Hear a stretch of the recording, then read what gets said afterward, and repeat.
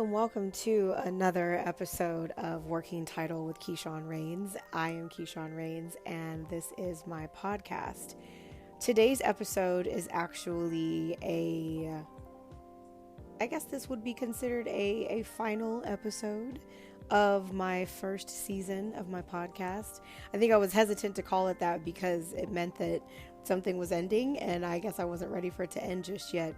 I noticed the last 2 weeks I was having some tech issues with getting it published and getting it out to the listeners, so it was a little choppy. So I apologize for that. The episode that featured before this one featured a really, really special guest by the name of Zuri Walker, and I actually got to spend time with her at a beautiful retreat over the weekend, and it just reminded me that I needed to jump back on and wrap this shit on up for this first season. And I think another reason why I was hesitant to wrap it up is because I just have so much more to say. I have so many more things to share. I have so many other really dope people to feature as guests, and some people that I will be bringing back next season to share more of what they have to offer. I am just blessed to have some really amazing people in my community and to be connected to some very powerful, insightful healers in a lot of ways. Each person who's featured on the podcast during this first season, from, close friends to close-ish friends to new friends to community connections to coaches and everybody in between, every single person I would say qualifies as a healer in their own right, in their own way. And that is really the reason why I asked each of them to be a part of this podcast and to share and sprinkle a little bit of their magic onto it, because my opportunity to interact with each of them has made an impact on my life in one way or another. So I'm super grateful for that. Something else that I want to share on this final episode is that I did it. You know what I mean? I'm going to celebrate myself for just a moment, so don't mind me while I celebrate myself. I set the intention to complete a podcast, one full season, by the end of summer of 2018. I started recording this podcast in April in the front seat of my car with my iPhone 7 Plus, a pair of wired earbuds, and an app called Anchor FM. And I decided to just go for it. I've worked through the kinks. I've worked through some tech issues. I've taught myself how to edit. I've taught myself how to use GarageBand and use Anchor and use all these different ways to be able to try to create the best sounding, the best quality audio that I could possibly muster. I've scheduled recording sessions. I've had people pausing in the middle of their day to be able to sit with me. I've uncovered a lot of my own shit. I shared a lot of my stuff. I've danced with my shadows on this podcast. I've cried on this podcast. I've laughed on this podcast. I've talked about my sexual preferences. I've talked about some relationship experiences. I've been coached on this podcast. I've been read on this podcast. And each and every one of those experiences is exactly what I hoped for my listeners to feel and to get from being a part of this. And that is the reason why I chose to do this the way that I did. I know that there are many, many, many different podcasts that are out there right now. Some that I am subscribing to, some that I listen to on a regular basis. And I know there's moments when I'm like saying to myself, damn, I can't wait till I get to that level where I have a studio or some professional recording equipment or those dope ass headphones with a little microphone that comes down like the old school ESPN sportscasters used to have. But frankly, I'm so pleased with myself. I'm so proud of myself for deciding to stand big in my light, as Zuri Walker would say, to stand up in my power, to let myself be seen, to let myself be heard, to keep pushing forward, to stick to a schedule all the way to the end, to deliver consistent content, to get my podcast on every podcast listening platform that is available right now, to be able to do all of that with just little old me and little old determination and a little bit of faith and a lot of love for myself. That's how I got this done. So I want to celebrate that, and I'm assuming that you're listening and you're probably celebrating with me. So clap it up for me right now. Yes, I receive it. I receive it. I receive it. Something else I want to share on this final episode is some things that have happened for me just in the last 12 months.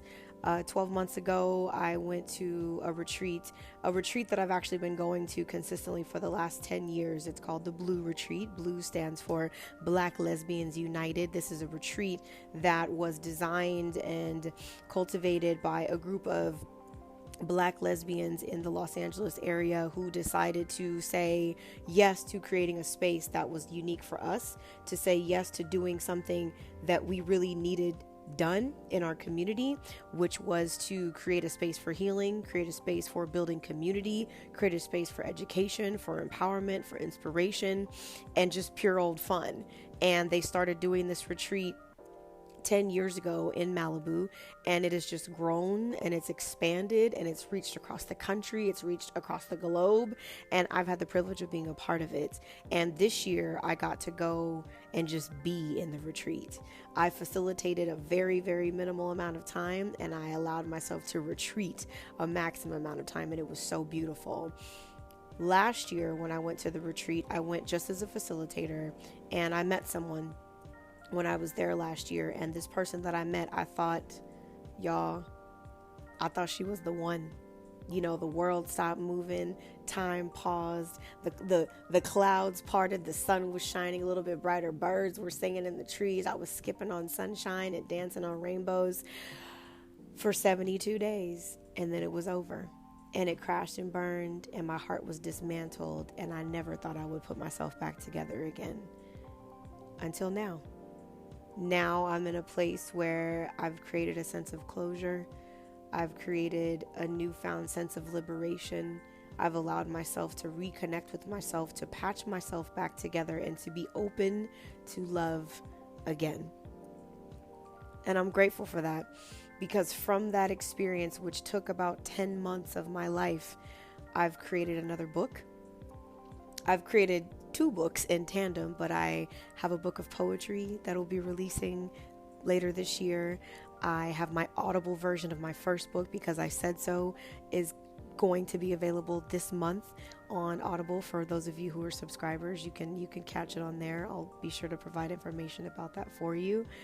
I cultivated this beautiful podcast, and I also started a nomad journey. In March of this year, I forfeited my home, and through decisions that I made that some didn't really understand and some didn't really make sense, and there were times when it really didn't make sense to me, and I wasn't sure exactly what my plan was going to be, what my next step was going to be, and there's a June bug. Sorry, y'all, I had to pause for a second. June bugs have been following me for the last 7 weeks. Look up June bugs, look up scarab beetles, look up what they mean. All I know is I'm grateful for it. So anyway, as I was saying, I started a nomad journey when I left my place, because I'd gotten to a point where on a very deep level, I was done feeling like I didn't have something that was mine around home, real estate, property, so on and so forth. I'd gotten to a point where I was no longer interested in being a renter. I see the writing on the wall. I see the changes that are happening in the communities that I'm a part of. And I see the gentrification train running at full speed through neighborhoods, cities, spaces that I've occupied in the last 25 years of my life. And I'm at a point where I recognize that the gentrification train is riding strong, and I want to be on the right side of it. So as much as people didn't really get what the fuck I was doing when I decided to not dig myself out of a hole to stay in an apartment or a house or whatever that I'd been in for 6 years, when I decided to shove my stuff into storage and pack some shit into my car, just the stuff that I needed that was essential to be able to get by. People didn't really get it because it was the decision that I was making that only really I understood the real whys behind it. So I started that journey in March. It's now September. I've been on this nomad journey for 6 months. I've stayed with friends. I've stayed with family. I've stayed with friends who become family. I've managed to cultivate some new relationships. I've built new community. I've had moments of pure darkness. I have danced, break danced, slow danced, pop locked, twerked with my shadows. I have gotten to a place where I respect my shadows, where I recognize that there's a reason for them. I've gotten to a place where I see myself clear as fucking day. I've gotten to a place where I'm allowing myself to be seen, where I'm standing in my light, where I'm dancing in my joy, where I'm exposing parts of me. I've liberated my body. I've liberated my mind. I've liberated my heart. I've let go of a lot of material shit. I've let go of a lot of things that I thought had value because I'd held on to them for so long. So they became, my reality, and I didn't think I was going to be able to let go of them. And I've severed soul ties and I've created new ones. I've learned to live with a lot less, and I've learned to appreciate life a lot more, appreciate the simple things in life a lot more. I've mended relationships with family. I've cultivated new depths of relationships with friends. I've gotten to just be all the way me, and it's a beautiful thing. And it's something that I don't believe would have happened had I not had a bunch of material shit stripped away. I've taken on jobs that I thought were beneath me, and they turned out to be beautiful experiences. I've cultivated the exact perfect job that I could have possibly wanted. I couldn't have even imagined it. I couldn't have written it better. You know what I mean? I've tapped back into a creative part of me. I'm cultivating artist showcases and healing circles and online programs. I finished my first ever live intensive yoga-based workshop that I designed, that I put together myself. I've created curriculums for healing for an institute that's being developed right now online. I've done a lot, you guys, and I'm just over here smiling at myself because this is not meant to be boastful. This is not coming from a place of arrogance. This is coming from a place of pure joy and celebration of me, and to let you know that it's okay to celebrate your fucking self. It's okay to stand on your tippy toes, to shout your name at the top of your lungs and how dope you are, and to just be in that. And that's what I've learned on this journey. There have been moments where I have doubted myself. There have been moments where I doubted my existence or my purpose for being here. There have been moments where I sat in my car and wept, and just heart-wrenching tears as to why the fuck things are happening in my life the way they were happening. And then there's other moments where I have danced. I have danced down the street. I have danced in my car. I have put on my headphones and sang at the top of my lungs and not cared what I sounded like, because that's part of this journey too. I've met with poets. I've met with writers. I've met with creators. I've cultivated relationships with artists and singers and songwriters and performers. I'm building a strong community of creativity. I've partnered with up and coming Black-owned businesses, and I've cooked on a vegan food truck, and I've washed dishes in the back of a coffee shop, and I've served food to the homeless. I've done a lot. And I'm just so grateful for it.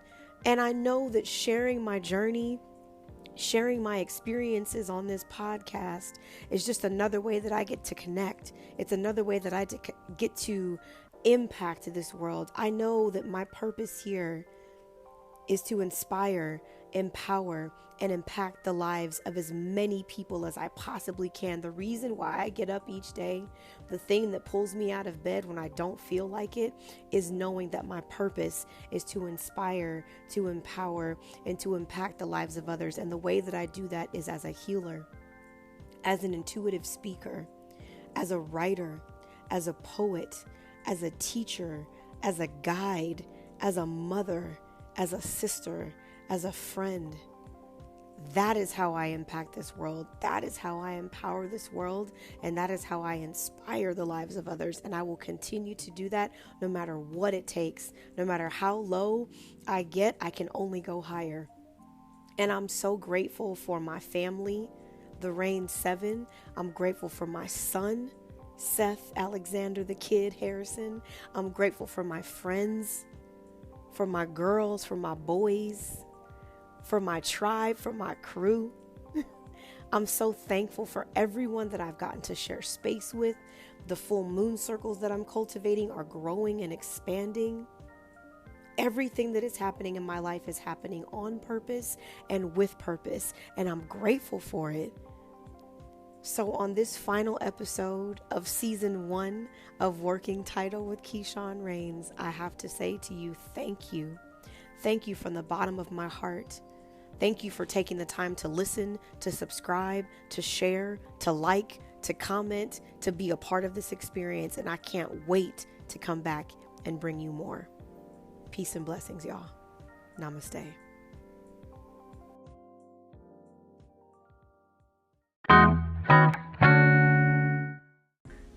It's time to wrap this up, and I just want to say very sincerely thank you. You have your choice of thousands of different podcasts that you could be listening to each day, and I appreciate you for choosing this to be one of them.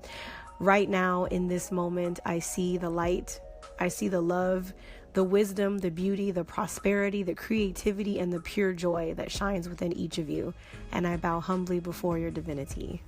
Namaste.